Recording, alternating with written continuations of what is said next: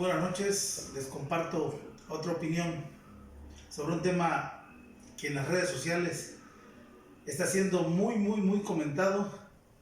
donde hay muchas opiniones, como lo he dicho anteriormente en otras publicaciones, opiniones encontradas, opiniones que a veces son más que jurídicas, políticas. Sin embargo, ello me obliga a emitir una postura de acorde con la Constitución General de la República y sobre todo con la ley reglamentaria del artículo 105 de la Constitución, que regula lo relativo a la controversia constitucional. Por tanto, en base a que existe la duda de que si el gobernador de Tamaulipas tiene o no tiene fuero, es importante destacar, como lo he hecho en varios de mis artículos a raíz de que empezó esta problemática de carácter política constitucional,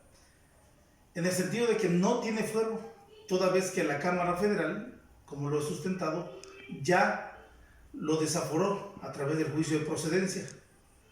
lo que implica que lo que tenía que hacer la Cámara de Diputados del Estado de Tamaulipas era nombrar un gobernador interino y en su caso un gobernador sustituto. Ahora bien, existe un auto desechatorio de la controversia constitucional que ha mantenido confundidos tanto a la ex ministra Olga Sánchez Cordero como al fiscal general de la República, y más confundido al gobernador y a su asesor jurídico, toda vez que hay una parte o una consideración que hace el ministro instructor al momento de emitir el auto, en el sentido de que el gobernador cabeza de vaca solamente puede ser aprendido cuando culmine su mandato, lo que no está justificado acorde con la Constitución, toda vez que al quitarse el fuero queda a disposición de las autoridades para que ellas, en su caso, procedan como corresponda. Ahora bien, también existe una orden de aprehensión que ya se libró en su contra. Esto incluso viene a confirmar lo que yo he señalado de que no tiene fuero, motivo por el cual el juez federal libró este mandato de captura. También hay que tener en cuenta que el fiscal general de la República va a impugnar el auto desechatorio.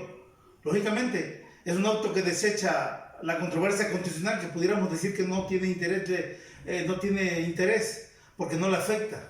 Sin embargo, en la parte considerativa a que me he referido anteriormente, en el sentido de que el ministro instructor consideró de manera extralimitada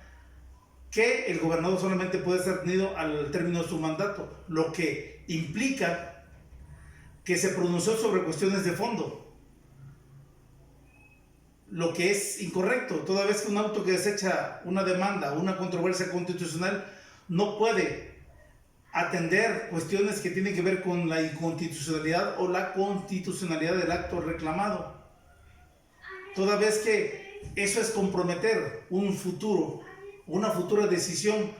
que no les compete por tratarse de un auto que impide que ese órgano jurisdiccional, en este caso la Suprema Corte de Justicia de la Nación, a través del ministro instructor, pueda pronunciarse sobre la cuestión sustancial. Esto implica además que no debe pronunciarse sobre inclusive actos ajenos, como lo es lo relativo a la decisión soberana del Congreso de Tamaulipas, en el que decide sostener el fuero del gobernador, lo que, como yo he sustentado también, es inconstitucional porque carecen de competencia. Al tratarse de delitos de orden federal, ellos no pueden pronunciarse sobre un juicio de procedencia que no les compete, porque esa es una facultad exclusiva de la Cámara Federal. Por tanto, un auto que desecha la demanda no puede reconocer la constitucionalidad de un acto, mucho menos desconocer la constitucionalidad de otros actos ajenos a esa controversia. Por ello, debo concluir que no es correcto que se atiendan cuestiones sustanciales en el auto desechatorio, sino que debe analizar solamente lo relativo a la legitimación procesal de la parte accionante y en su caso sobre los motivos manifiestos de indudable improcedencia, que es a lo que debe ceñirse el auto de esta naturaleza, sin hacer pronunciamiento sobre lo correcto o no de la decisión impugnada. Esto es, no puede pronunciarse sobre lo correcto o no en el actuar de la Cámara Federal, ni mucho menos sobre lo correcto o no de lo determinado, en mi concepto, ilegalmente por parte de la Cámara de Diputados del Estado de Tamaulipas, que sostuvo bajo un concepto inexistente o una figura inexistente de homologación que no está prevista ni en la Constitución Federal ni en la Constitución de Tamaulipas, puesto que lo único que reconoce el artículo 111 constitucional es que lo que corresponde hacer a la legislatura es designar un gobernador interino y en su caso un sustituto, pero no puede pronunciarse nuevamente sobre un tema que ya fue materia de debate y sobre todo respecto del cual ya hubo un pronunciamiento por la Cámara de Diputados y que originó como consecuencia el desafuero del gobernador del estado de Tamaulipas. Eso es todo, espero verlos en el siguiente y sobre todo escuchar sus comentarios en el siguiente artículo u opinión.